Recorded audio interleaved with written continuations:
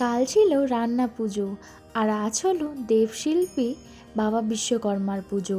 আমার বাবা যেহেতু বিজনেস করতো তাই ছোট থেকেই আমাদের বাড়ি বিশ্বকর্মা পুজো হয়ে থাকে। বাড়িতে প্রথমে বাবা বিশ্বকর্মার পুজো দিয়ে তারপর মা মনসাকে পুজো দিয়ে আমাদের সমস্ত গাড়িগুলোকেও পুজো দেওয়া হয়। বাড়ির পুজোতে তো আর এবছর থেকে আর থাকা হলো না।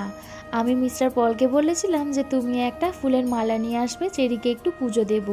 সকালবেলা যেহেতু ওর সময় হয় না, ও সকাল সকাল অফিসে বেরিয়ে যায়, তাই সন্ধ্যাবেলা ও এসে গাড়িটা ভালো করে পরিষ্কার করে নিয়েছে, ফুলের মালাও এনেছে। আমি একটু গঙ্গা জল ছড়িয়ে সিঁদুরের ফোঁটা দিয়ে ফুল দিয়ে পুজো করে নিয়েছি। বাবা বিশ্বকর্মার কৃপায় গাড়ি যেন সব সময় ভালোভাবে ঠিকঠাক চলে। আগের বছর থেকে আমার শ্বশুরবাড়িতেও বিশ্বকর্মা পুজো হয়, আর ওখানে বাড়ির গাড়িটাও পুজো দেওয়া হয়েছে। আচ্ছা, ঠাকুর তো সবার, তাহলে সবাই কেন এই পুজোটা করে না? এটা আমার একটা বড় প্রশ্ন।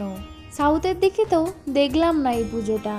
যাই হোক, বাবা বিশ্বকর্মার কৃপা সবার উপর থাকুক। আজ আসি তাহলে, বাই।